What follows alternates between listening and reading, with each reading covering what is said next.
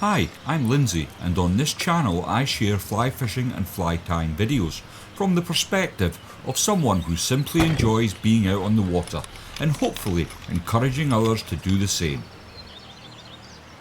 There's something about fly fishing that keeps drawing you back, whether it's the places, the people, or those moments when everything finally comes together.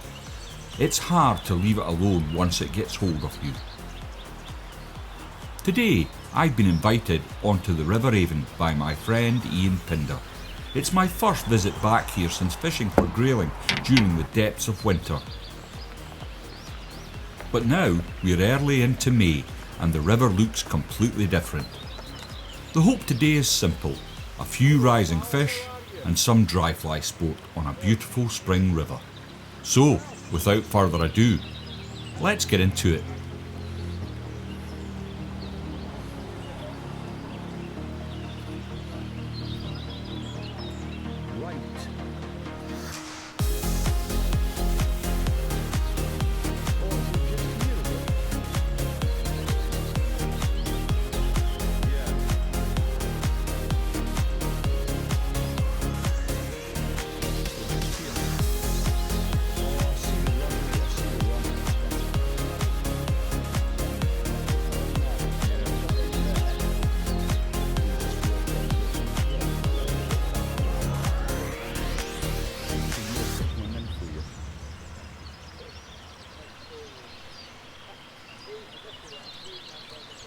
There's something quite special about a day on one of Hampshire's Chalkstreams. The clarity of the water, the steady pace of the river, and the way the trout behave all seem to encourage a more thoughtful approach to fishing. Of course, Chalkstream fishing also comes with its own traditions and rules. Before the 1st of July, it's upstream dry fly only, which in many ways makes the tactical side of things refreshingly straightforward. The challenge isn't deciding what method to use, it's about reading the water properly, positioning yourself carefully and presenting a dry fly naturally to a fish that sees about everything. Before even stepping into the river, a bit of preparation goes a long way. Cleaning and dressing the fly line, checking over the tapered leader and making sure everything is turning over properly can make all the difference later in the day when a good trout finally appears. Early May on a Chalkstream is one of those periods where things can change by the hour. You'll often see a mix of fly life on the water, with olive still hatching, the odd large dark olive appearing, and the first signs of sedges becoming more consistent as the afternoons warm up. You might even see the start of the mayfly hatches. That said, it has been a particularly cold May. It's a time of year where carrying a small but thoughtful selection of patterns makes far more sense than carrying hundreds of flies you'll never tie on. In truth, fly choice is usually more about matching behaviour and size than finding an exact imitation. A simple olive dry, a parachute pattern, or a lightly dressed emerger will cover a great deal of situations you're likely to face in early May. If fish are feeding confidently in the surface film, an emerger can often outfish a fully hackled dry fly, particularly on slower glides where trout have more time to inspect the fly. The key is really to stay observant, watch the rises, look for what's drifting naturally, and be prepared to change patterns quietly and logically, rather than constantly swapping flies every few minutes.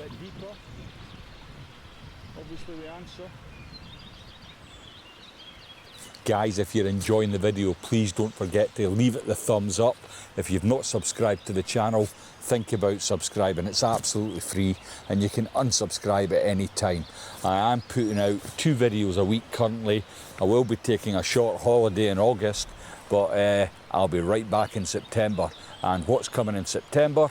As per last year, I'll be doing a Super September. So a video every single day in the month of September to come. Well, it's half time and So what Ian and I have been doing, we did start very early in the morning, and it was a bit cold, and we struggled a wee bit, Ian, and it was tough. And you were here yesterday and you had quite a good day, and I think the mistake we probably made was trying to re-engage them fish that you'd clearly caught. But I did have my chances. Now, I set up with a 5-weight rod because the River Avon here is stocked, and I was expecting 2-pound brown trout to be coming up and smashing my dry fly. But I've had 6 or 7 chances, and I've lost them all. I managed to land one small wild brownie, but other than that, I've lost every fish that's come near me. And Ian has had a few trout, and he's fishing a 3-weight, and I'm just wondering if the 5-weight is perhaps a little heavy for what we're doing here. So what I'm going to do is I'm packing away my 5-weight at lunch, and I'm going to break out my 7'9" for a 3-weight and see if that makes any difference. But in the meantime, Ian's kindly brought along his barbecue, and he's going to feed us bacon rolls. So I'm looking forward to that. Should be good. Did you bring relish, Ian? Sorry? Did you bring tomato sauce? Tomato sauce. The next best thing. And, so, of course, some Coleman's. Coleman's mustard. Oh, all prepared. You should have just brought burgers and be done with it. Well, you know what we need? You know what we need, mate? Is a little fridge. Okay, I've got one in the car. Have you? Yeah. Yeah, I should have put my boosts in there. So my wife kindly packed 2 biscuit boosts for me and Ian, but when I got them out of the car, we could have drunk them. They'd gone to liquid chocolate, but hey, shit happens. So we're going to get fed, and then this afternoon I'm hoping to redeem myself, and I'm sure Ian has got everything crossed that I don't, because he does enjoy beating me. It's not difficult today. I mean, it's been embarrassing. It has been embarrassing. I would put it down to a culmination of bad angling, and there's certainly been plenty of that. This is my first day on the river since the last time we came for grayling, and was it January? Yeah, I guess it would be. Yeah, it's a while back, but Ian and I both struggle a little bit getting round now. We help each other in and out the river. One of Ian's knees doesn't bend particularly well, and I'm waiting to be seen for one of my knees, so it's not easy for us. But I'm sure once we've been refreshed with bacon rolls, a cup of tea, and maybe even a little sleep, we'll get back to it, and hopefully this afternoon we'll have a few more trout to show you.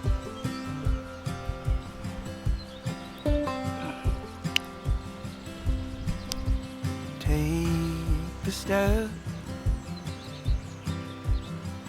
You don't have to wait.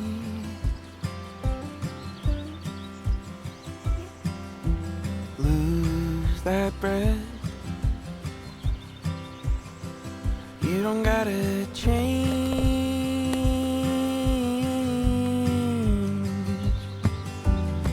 Stay on the road, won't you? Stay on the road, you're doing fine.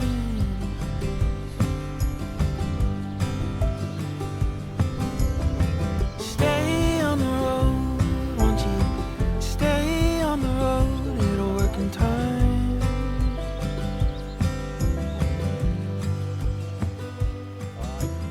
Trust that voice,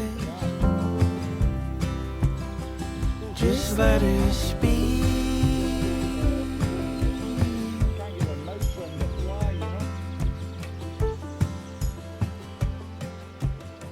Well, as the afternoons wore on, we've had cloud cover come in, and there's quite a cold downstream wind now, which I thought might have knocked the hatches, but Ian and I have seen more mayfly hatching just recently, and when I say more, they're coming off in 2s and 3s. I suppose it is quite early days in regards to the mayfly, but there is some large mayfly coming off, and I think in maybe another couple of weeks, when the river's cleared down, it might be a fantastic time to come on the River Avon and get some mayfly sport. But at the moment, it's been very sporadic. We've seen the odd 1 or 2, but not many. We've caught most of our fish on small searching patterns like The unsinkable sedge has been quite good for me today. And Ian has fished a small clink hammer, size 16, size 18s, and he's caught quite a few fish doing that. But I suppose the trick's been today is to change location. So if fish aren't rising, we've got in the cars and we've moved up and down the river to find fish. We've done a fair old bit of walking today as well. So after lunch I lightened up and I went to a 3-weight rod, and I haven't lost many fish. I think I can count only a couple this afternoon lost compared to this morning, which was pretty horrific and a little embarrassing actually.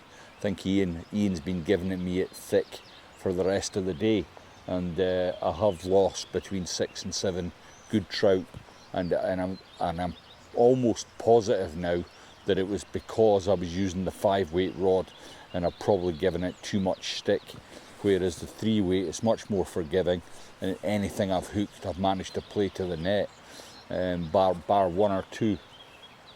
Oh, Ian's got a stick fly, and that'll be the biggest stick of the day. Listen guys, as always, thanks very much for watching the video. I really do appreciate you being here to watch my adventures in angling, and if you've enjoyed it, please don't forget to give it a thumbs up, and I'll see you all in the next video.